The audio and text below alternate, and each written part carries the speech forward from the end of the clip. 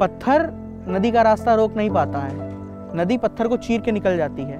और वो नदी वाला हौसला कि हम पत्थर को चीर लेंगे, ये ज़रूरी है इस एग्ज़ाम को मोटिवेट करने के लिए। कई सारी प्रॉब्लम्स आती हैं, आपके ऊपर बहुत सारे बर्डन रहते हैं, आग का दरिया मतलब चारों तरफ से आपके ऊपर दबाव है। छोड़ दो एग्ज़ाम, मत करो। हज़ार वजह होते हैं कि आप इस एग्ज़ाम को छोड़ दो, क्विट कर दो, क्विट द तैयारी। लेकिन आपके पास एक वजह होती है कि नहीं, हमें कुछ बनना है, हमें कुछ करना है। और वो एक वजह आपको हमेशा मोटिवेट रखती है कि आप एग्ज़ाम में बैठो, एग्ज़ाम को बीट करो। और इस एग्ज़ाम में सफल होने का एकमात्र की है don't give up, never give up. मेरा नाम अंबुज आज़ाद है। I aspire to be an IAS officer.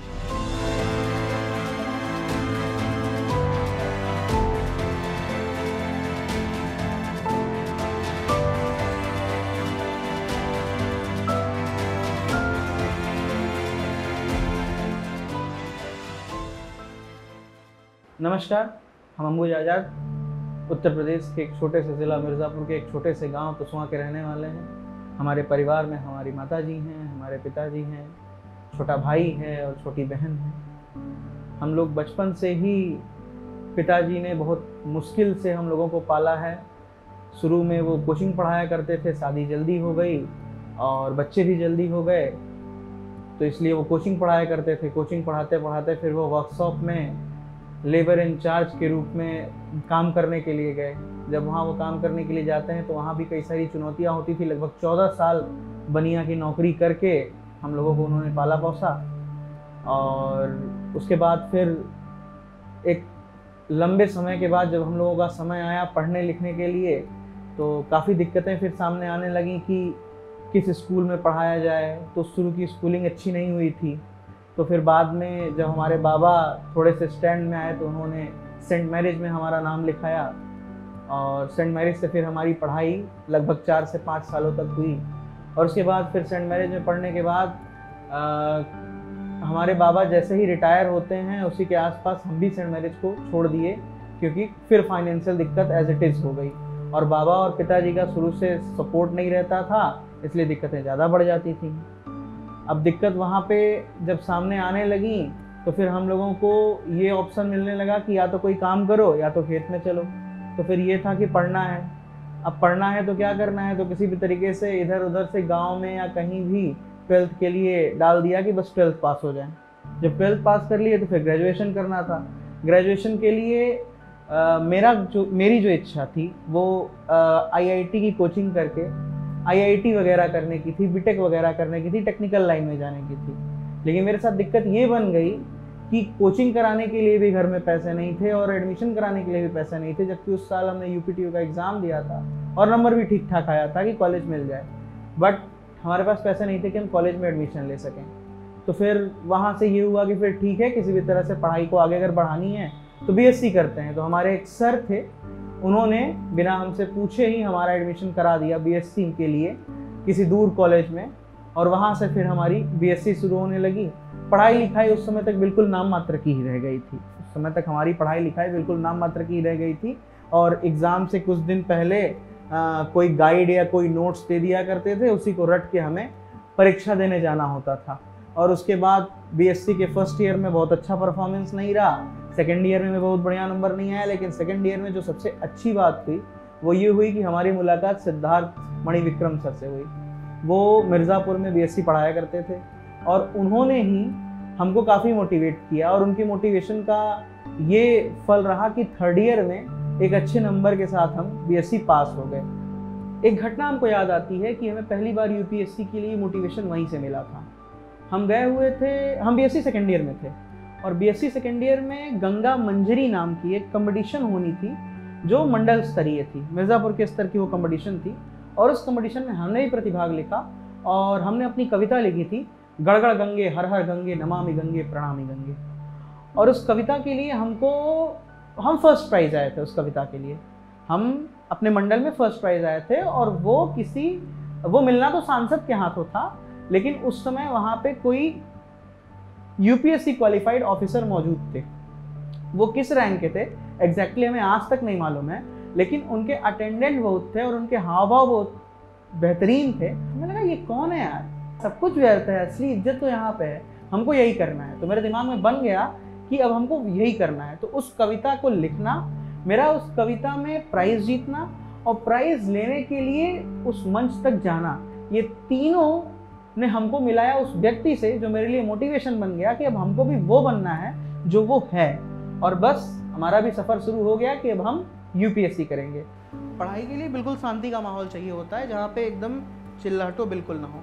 हमारे घर में थोड़ी सी क्राइसिस के कारण थोड़ी सी अशांति रहती थी, तो नीचे के एरिया को बिल्कुल हमसे मतलब नहीं है और हम यहाँ पे सेकंड फ्लोर पे ये अपना एक रूम है और यहीं पे हम रहते हैं और यही हमारा स्टडी रूम है। इसी में हम पढ़ते भी हैं, उधर हमारी किताबें रखी हैं, यहाँ हम पढ़ते हैं। यहाँ पे हमारे टाइम टेबल्स लगे हुए हैं जिससे हमको ये पता चलता रहता है कि हमने कितना कवर कर लिया है, कितना कवर करना है और क्या किया जा सकता है। ये लगभग 2 साल का पूरा बनाया हुआ टाइम टेबल है, जिससे हमको ये मालूम है कि हमें अगले महीने में क्या करना है, अगले तीसरे महीने में क्या करना है, ये भी हमको मालूम रहता है इसमें। और दूसरी बात कि ये यहाँ पे हमारा सोना होता है और इस जगह इस बेड को बनाने के लिए कुछ चीज़ें रखी थी, उनको तोड़वा के और एंगल में लगवा के फिर ये बनाया। इससे पहले हम ज़मीन पे ही सोते थे, यहीं पे पढ़ के और यहीं पे सो जाया करते थे। फिर प्लान बना कि हमको कोचिंग करनी है। उसी वक्त हमें उमाकांत पटेल सर मिलते हैं मिर्ज़ापुर में। वो इलाहाबाद से आए थे और वो यहाँ पे पढ़ा रहे थे। तो फीस की दिक्कत रहती थी, इसलिए हम कहीं कोचिंग नहीं करते थे, क्योंकि इतनी दिक्कतें थी कि हम फीस भी नहीं पे कर पाया करते थे कोचिंग की। और उनकी फ़ीस ज़्यादा नहीं, 1000 रुपये पर मंथ थी, लेकिन हम नहीं पे कर पाया करते थे। तो फिर 1 हफ्ते केवल ट्रायल के लिए गए थे और वहाँ पे एक विमेन पे एसे लिखना था। जब हमने एसे लिखा तो उसमें एक लाइन लिखी थी कि नारी नारायणी और नाश इन तीनों की एक ही राशि होती है, अगर नारी को नारायणी के पद से हटाया गया तो नाश निश्चित है। ये लाइन उनको बहुत ज़्यादा टच की और उन्होंने हमको कहा कि जब तक हम रहेंगे तुम हमसे पढ़ो, कोई दिक्कत नहीं है। फीस उन्होंने हमसे कभी नहीं लिया, इस कारण से हम उनसे पढ़ पाए। लेकिन दुर्भाग्य हमारा था कि मुश्किल से 4 महीनों के अंतराल पे ही उनका लेखपाल बन गए वो सीतापुर में, और उनको जाना पड़ गया। फिर से सब कुछ सूखा सूखा हो गया। फिर बीच में एक आध टीचर के पास और हाथ पैर मारे, लेकिन वहाँ से परिणाम अच्छे नहीं मिले। तो ये हुआ कि हमने प्लान किया कि हमको दिल्ली जाना है। अब जब दिल्ली जाना है तो फिर दिल्ली जाने के लिए महीने का खर्च ही इतना बड़ा है, कैसे करोगे। बहुत लोग बोलने लगे दिल्ली का नहीं हो सकता। ठीक है भाई, नहीं हो सकता, नहीं जा पाएंगे, क्या किया जाए। तो फिर ये हुआ, घर वाले भी सहमत हुए कि ठीक है इलाहाबाद जाओ। इलाहाबाद में कुछ अपने लोग थे, उनके यहाँ रुक के और अपनी कुछ क्लासेस वगैरह सर्च करो। तो हम लोग निकल गए इलाहाबाद के लिए। जब हम इलाहाबाद के लिए निकलते हैं तो वहाँ लगभग हम 10 दिन थे। घर वालों की बिल्कुल इच्छा नहीं थी कि हम दिल्ली जाएं, और हमारी इच्छा शुरू से थी कि हम दिल्ली जाएं, लेकिन पैसों की दिक्कत थी और पैसों की घनघोर दिक्कत थी, इसलिए घर वाले भी नहीं सपोर्ट कर रहे थे दिल्ली जाने के लिए। इलाहाबाद गए हम, कुछ एक कोचिंग में गए। उस कोचिंग की या तो भीड़ बहुत ज़्यादा थी या तो टीचर सही से समझा नहीं पा रहा था, मतलब जो भी हुआ, पर वो जगह हमें जमी नहीं पढ़ने के लिए। हमको लगा कि नहीं, अगर कम समय में हमें करना है तो हम यहाँ से नहीं कर सकते हैं। बिन घर वालों को बताए, घर वालों को ये मालूम था कि हम इलाहाबाद में हैं, और मेरे जेब में उस समय समथिंग 500 या 600 रुपये मेरे जेब में रह रहे थे, और उन्हीं को लेके हम WT इलाहाबाद से दिल्ली की ओर बढ़ गए।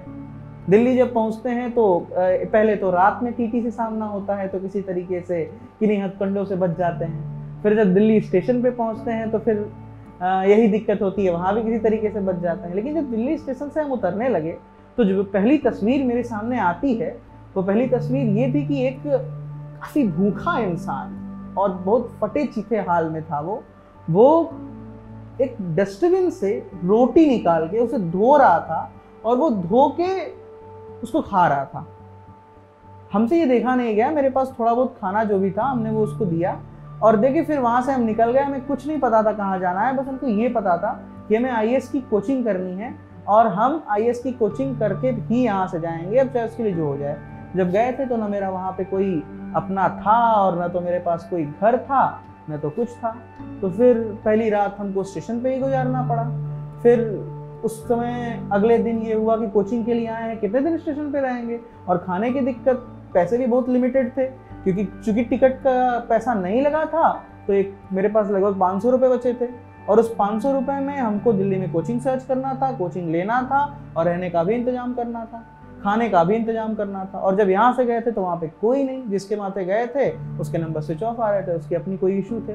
तो करते क्या, पहुँचे दिल्ली, और दूसरे दिन निकल गए कि आईएएस की कोचिंग ले चलो। मिर्ज़ापुर में हमको ये बताया गया था कि आईएएस की कोचिंग चाणक्यपुरी में है। चाणक्यपुरी पहुंचते हैं हम, जो हमारा ऑटो वाला था वो हमको लेके चाणक्यपुरी पहुंचा, और जब चाणक्यपुरी पहुंचते हैं तो पता चला कि ये आईएएस वगैरह की कोचिंग नहीं है, बल्कि जो दुनिया भर के राजदूत हिंदुस्तान के लिए नियुक्त हुए हैं उनका वो एक पूरा एरिया है। बहुत दिक्कत हुई कि अब तो ये तो कोचिंग भी नहीं है। तो फिर वो लगभग मेरा 12 दोपहर मेरा निकल गया इसी सब में। फिर हम मुखर्जी नगर पहुंचते हैं, वहाँ के लोगों ने बताया कि भैया आपको कोचिंग के लिए जाना है तो या तो मुखर्जी नगर या तो राजेंद्र नगर जाओ। फिर हम मुखर्जी नगर पहुंचते हैं। जब हम मुखर्जी नगर पहुंचते हैं तो वहाँ पे कई सारी कोचिंगें थी, और उसको मतलब अगर अब हम समझें तो उसे मुखर्जी नगर कम माया नगरी ज़्यादा बोलना अच्छा होगा। और उस एशिया के सबसे बड़े हब में, पढ़ाई के सबसे बड़े हब में, वहाँ पे कई सारी कोचिंगें, और जिधर नज़र पड़ी लंबी लंबी तारे, लंबी लंबी रोडें, बड़ी बड़ी बस आ रही है, और बहुत सारी कोचिंग वहाँ पे पड़ी हुई है।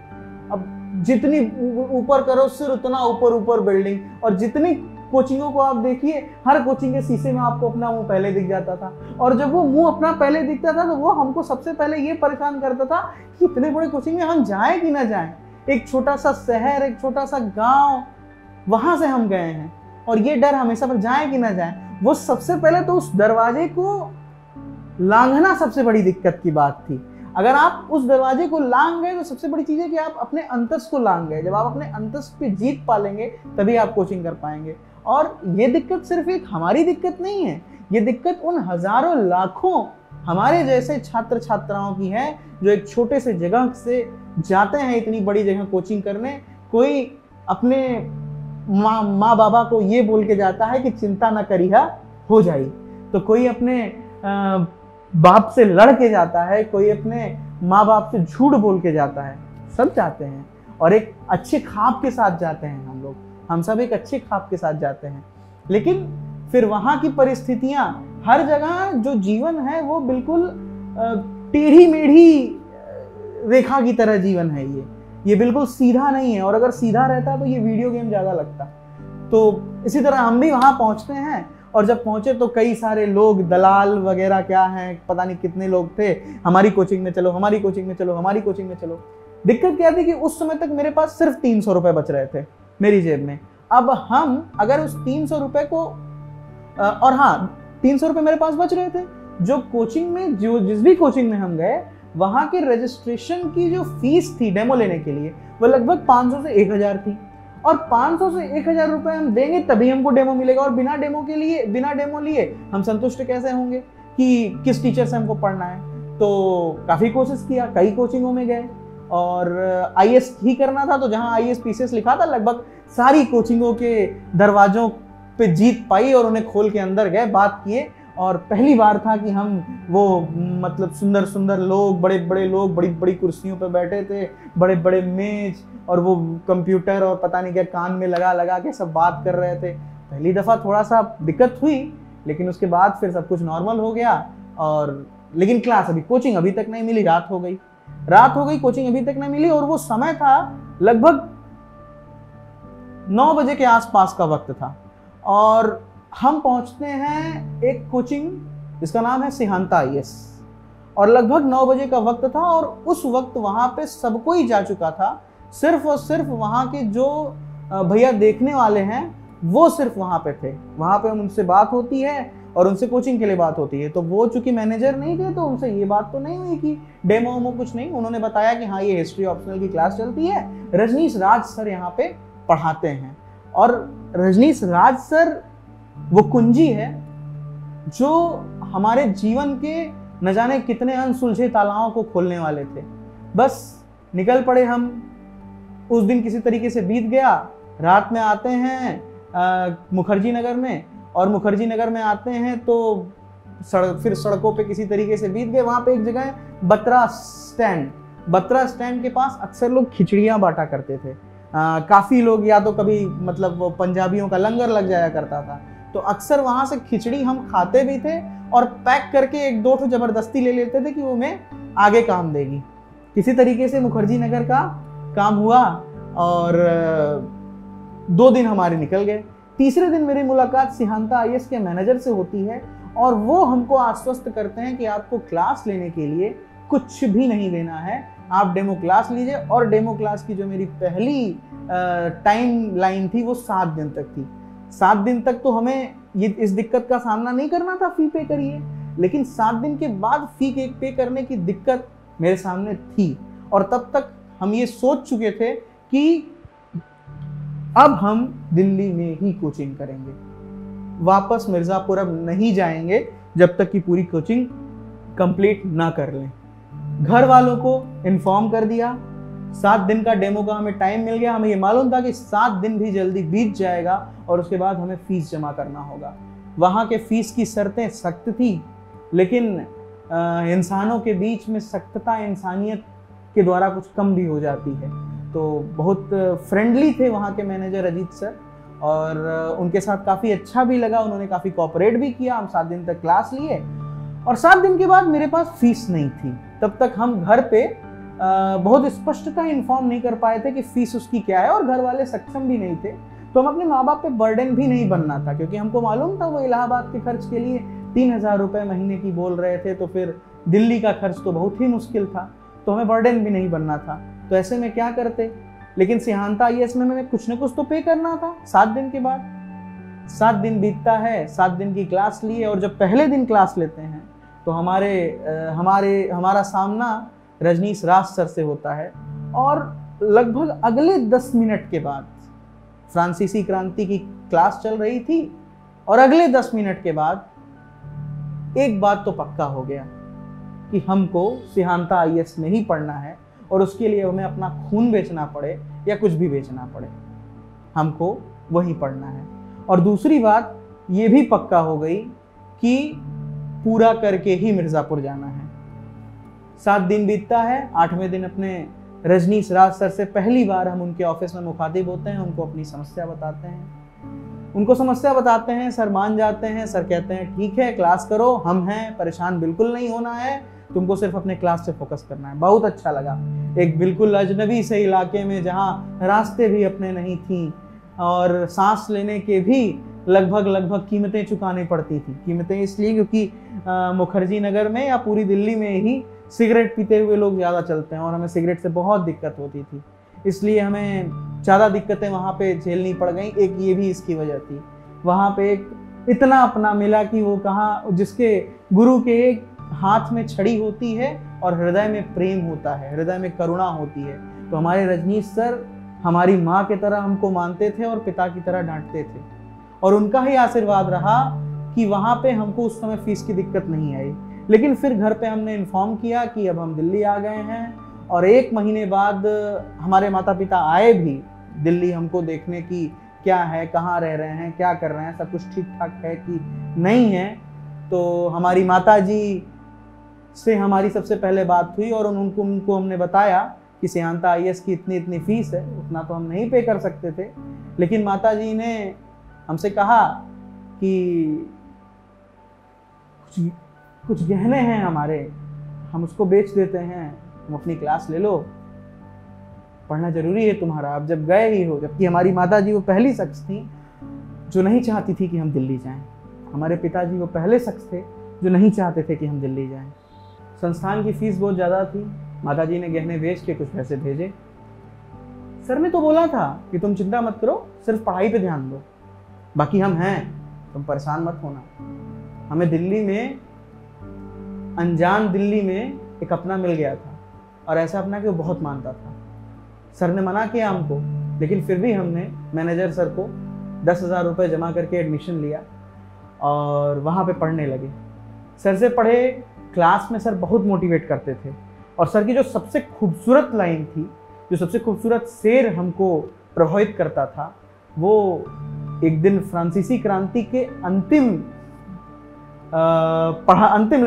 भाग को पढ़ाते वक्त उन्होंने एक शेर बोला था, न हम सफ़र से निकलेगा, न हम नसीह से निकलेगा, न हम सफ़र से निकलेगा, न हम नसीह से निकलेगा, ये हमारे पाँव का कांटा है, ये हमारे पाँव का कांटा है, ये हम ही से निकलेगा। न हम सफ़र से निकलेगा, न हम नसीह से निकलेगा, ये हमारे पाँव का कांटा है, ये हम ही से निकलेगा। और उस लाइन को सुनने के बाद बस मन में ये आया कि नहीं, अब जो आए हैं करने वो करके ही जाएंगे। और इसलिए शुरू के 7 दिन तक हमें कैसे था, कैसे रहना था, कैसे नहीं रहना था, कभी सड़क के इस तरफ अपना गुजारे दिन, तो कभी स्टेशन पे रहे, तो कभी मुखर्जी नगर के सड़कों पे बस सुबह होने का इंतज़ार किया, तो कभी मुखर्जी नगर में जहाँ पे वो चाय वगैरह लगाने वाले वेस्ट बंगाल के भैया आते थे, उनके पास, उनसे दोस्ती हो गई तो उनके पास कभी रह लिया। इस तरीके से किसी तरीके से 7 दिन बीता। फिर हमको जीएस करने के लिए, जीएस की क्लास करने के लिए एक सर ने ही बताया, वहाँ पे पहुँचे एक कोचिंग में। उस कोचिंग में हमारी बहुत कुछ तो काम नहीं हुआ मेरा, लेकिन हमारी मुलाकात हुई हमारे एक मित्र केशव से। केशव उसमें बहुत डीमोटिवेट हो गया था। घर में कई सारी दिक्कतें भी थी, उसके पिताजी की भी तबीयत खराब रहती थी, तो थोड़ा सा डीमोटिवेटेड था। हम लोग उस दिन लगभग बात करते हुए, क्लासेस खत्म हुई, दोनों साथ में आए और बात करते हुए मुखर्जी नगर से जीटीबी नगर तक पैदल गए और उसको काफ़ी अच्छा लगा, काफ़ी हम लोग की दोस्ती अच्छी हो गई। और वो केशव हमारे दिल्ली के सफ़र का वो शख्स है जिसके वजह से हमको कभी सुबह का खाना नहीं बनाना पड़ा। मेरे पास वक्त भी नहीं होता था और हमें खाना बनाने सही से आता भी नहीं था। हर सुबह का खाना हमारा वो लेके आया। जब हम शुरू में गए मुखर्जी नगर में, तो मुखर्जी नगर का रूम रेंट बहुत महंगा, सिक्योरिटी देने के लिए मेरे पास कोई पैसे नहीं थे। गांधी विहार बहुत महंगा, नेहरू विहार बहुत महंगा, वजीराबाद बहुत महंगा। अब क्या करें, पैसों की कमी, महंगाई ज़्यादा, तो फिर हमको संत नगर में रूम लेना पड़ा। संत नगर में हमने रूम लिया, हमारे मिर्ज़ापुर के भी कुछ साथी थे और हम भी थे, तो लगभग 3-4 लोग मिलके साथ में हम लोगों ने रूम लिया। जब उस रूम में साथ में हम लोग रहने लगे तो उस रूम का रेंट लगभग 9,000 होता था, जिसमें मेरा कंट्रीब्यूशन मात्र 1200 से 1500 रुपये हुआ करता था। जो भी मेरे पास होता था हम उसको दे देते थे। तो उनके साथ रहना हमारे लिए ठीक था, पर दिक्कत ये हुई कि वो सब थोड़ा सा दिल्ली की माया नगरी की माया में फंसे हुए थे और हम उस माया से दूर थे। और इस क्रम में हमारी और उनकी जो जोड़ी थी वो टूट गई। फिर हमको उस रूम को लेके मकान मालकिन प्रेस करने लगी कि बस आप छोड़ो, क्योंकि उनको 9,000 रुपये रेंट चाहिए था, हम 1,000-1,200 से ज़्यादा नहीं दे सकते थे। हाल ये था कि जिस रूम में हम रहते थे वो रूम में सीलन बहुत ज़्यादा थी, पानी भी कभी कभी भर जाता था। ज़मीन पे सोते थे, कुछ था नहीं बिछाने के लिए, ओढ़ने के लिए, बस ज़मीन पे सोते थे और एकदम बिल्कुल भिखारियों जैसी ज़िंदगी हो गई थी वहाँ पे अपनी। ढाबे से 2 रुपये 3 रुपये की रोटी लेते थे, उसका प्राइस ज़्यादा था, पर भैया भैया भैया भैया कह के वो 2-3 रुपये में हमको रोटी दे देता था। और वो 4 रोटी लेके आते थे, तो मेरे जो रात का खाना होता था वो लगभग 9 या 10 रुपये में मेरा दिल्ली में रात का खाना हो जाता था, क्योंकि एक अंडे का ऑमलेट बनाते थे ताकि अंडे ज़्यादा दिन तक चले, और पानी के साथ रोटी, ऑमलेट और पानी, यही तीनों हमारा खाना हुआ करता था। उस संत नगर में जहाँ पे हम रूम लिए थे, वहीं हमारा मित्र एक बना आजिम अक्सर कभी अपने घर से बिरयानी लेके आता था, तो कभी हम उसके घर चले जाया करते थे ताकि खाना मिल जाए। और खाना मिलने के लिए घंटों, हम आधे घंटे 45 मिनट मेरा निकल जाता था कि बस वहाँ से खाना मिल जाएगा तो फिर हमारा वो 10-12 रुपये बच जाएगा। हर किसी काम के पीछे कुछ न कुछ कारण होता है। अगर बारिश आने की वजह धरा की प्यास को बुझाना है तो अग्नि का घर्षण, और हमारा भी आईएएस बनने के पीछे कुछ न कुछ कारण है। और उसमें से सबसे बड़ा कारण है कि हमें महिला सशक्तिकरण और प्राइमरी एजुकेशन के लिए बहुत कुछ करना है, क्योंकि ये वो क्षेत्र है जहां मैं आईएएस बन जाता हूं तो मैं वर्क करूंगा और समाज को ज़रूरत है इसकी। संत नगर से अगर आपको मुखर्जी नगर जाना है तो आपको डीटीसी बस की बहुत कम सुविधा होती थी। 185 नंबर की एक गाड़ी ही सिर्फ आपको वहाँ ले जाती थी, और वो गाड़ी काफ़ी देर तक आती थी। हमारी क्लासेस बिल्कुल सुबह हुआ करती थी। अब हमको वहाँ पहुँचना है तो दिल्ली मेट्रो बस होती थी, उसी पे जाना होता था। उसका सीन ये होता था कि पूरी बस भरी होती थी और हम शायद अंतिम व्यक्ति होते थे जो उसमें चढ़ते नहीं थे। बस से 2 फीट बाहर हुआ करते थे और बस लटक के किसी तरीके से पहुंचते थे, और एक हाथ हमारा सारा बोझ संभाले रहता था। अगर वो एक हाथ छूटा तो हम जिंदगी से छूट जाते। ये हाल था वहाँ के। फिर मुखर्जी नगर पहुँचते थे, क्लासेस होती थी, रजनीश सर बहुत सपोर्ट करते थे, क्लास में मोटिवेट करते थे, टेस्ट में भी सपोर्ट करते थे। वर्ल्ड हिस्ट्री का एक टेस्ट हुआ था, उस टेस्ट में पहली बार सिहांता आईएएस में हम टेस्ट दिए थे, जबकि ज़्यादा दिन तक नहीं पढ़े थे, मुश्किल से 25 दिन या 20 दिन हम पढ़े होंगे, और उस टेस्ट में हम 2nd पोजीशन पे आए थे। तो उससे भी हमारे सर काफ़ी प्रभावित हुए थे, उनको लेके गए, कॉपी दिखाए, सब कुछ किए, तो काफ़ी अच्छा लगा। किसी तरीके से दिल्ली में हमारे दिन बीते। हमारे मित्र केशव, हम और एक और मित्र, ये तीनों लोग मिलके वजीराबाद में रूम लिए। वजीराबाद से मुखर्जी नगर जाना थोड़ा सा आसान हुआ करता था, उसके लिए आपको एक पुल क्रॉस करनी पड़ती थी और बस आप मुखर्जी नगर पहुंच जाते थे।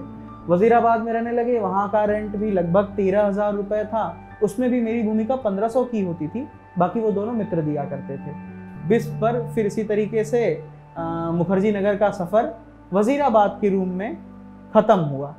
वजीराबाद की रूम लेने से पहले हमने संगम विहार में भी रूम लिया था। संगम विहार का जो रूम था वो मुश्किल से 15 या 20 दिन में हम लोग छोड़ दिए थे, क्योंकि वहाँ पे वो एरिया अच्छा नहीं था, अक्सर गाली गलौज, लड़ाई झगड़ा ये सब होती थी, हम लोग पढ़ नहीं पा रहे थे और रूम काफ़ी ऊपर हुआ करता था, तो बस उसको हम लोग रूम ले छोड़ दिए और छोड़ के फिर निकल गए वजीराबाद के लिए। वजीराबाद में रूम लिया, रूम में साथ में तीनों पढ़ने लगे, 2 रूम थे वहाँ पे, और वहाँ पे 1 महीने थे कि कोविड लग गया, और कोविड के कारण हमारे सर से बात हुई और उन्होंने कहा कि घर निकल जाना ही बुद्धिमानी होगी, फिर 25 दिन बाद क्लास खुल जाएगी। घर तो चले आए, लेकिन फिर जाने का आज तक नहीं हो पाया कि फिर वापस कब लौटेंगे। कोरोना ने हमारे जैसे लगभग न जाने कितने छात्रों को बहुत बुरी तरीके से प्रभावित किया।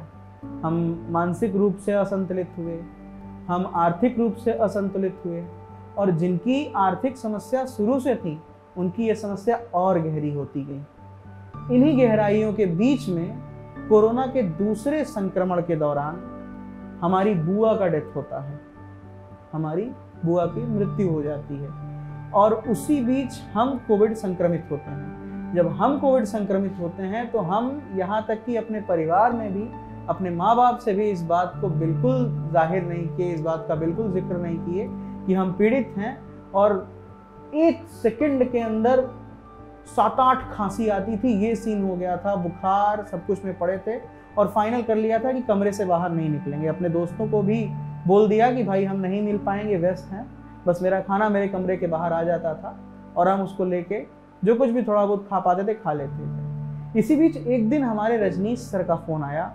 और रजनीश सर ने हालचाल पूछा, लेकिन हालचाल हम खांसी दबा के बैठे थे, हम सर को बताना नहीं चाहते थे, क्योंकि किसी को परेशान करना अच्छी बात नहीं है, और हमें लगता था सर हमें हमारे माता पिता की तरह मानते हैं, लेकिन हमें लगता था कि हमारे कारण सर बहुत परेशान होते हैं, तो हम अपने से ज़्यादा सर के बारे में सोचते रहते थे। सर ने हमको फ़ोन किया और फ़ोन करके बात हुई, लेकिन खांसी रुक नहीं पाई और कई सारी खांसी एक साथ आ गई। सर भी उस समय कोविड से पीड़ित थे, हमारे सर भी, रजनीश सर भी उस समय कोविड से पीड़ित थे, लेकिन सर काफ़ी रिकवर कर रहे थे और हम बिल्कुल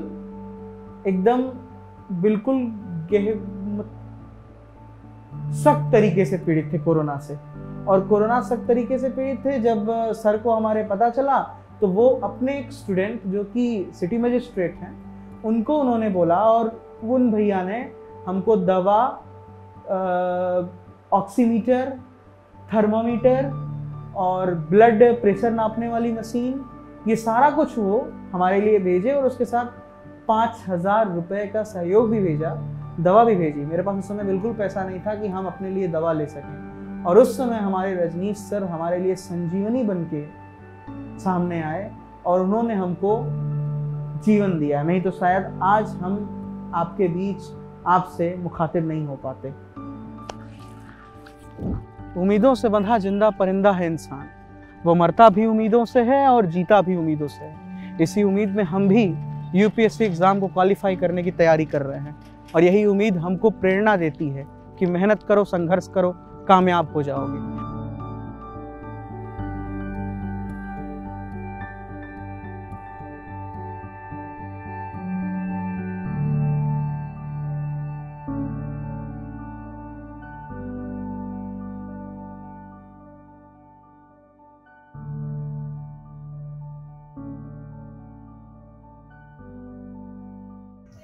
काफ़ी अच्छा लगा। पढ़ाई के बीच में ब्रेक्स में जब आप ऐसे एक्सपीरियंस की जर्नी को देखते हो तो आपको काफ़ी कुछ सीखने को मिलता है। काफ़ी कुछ सीखने को मिला मुझे भी। Let's prepare together for UPSC CSE only on I Aspire, real life, real experience.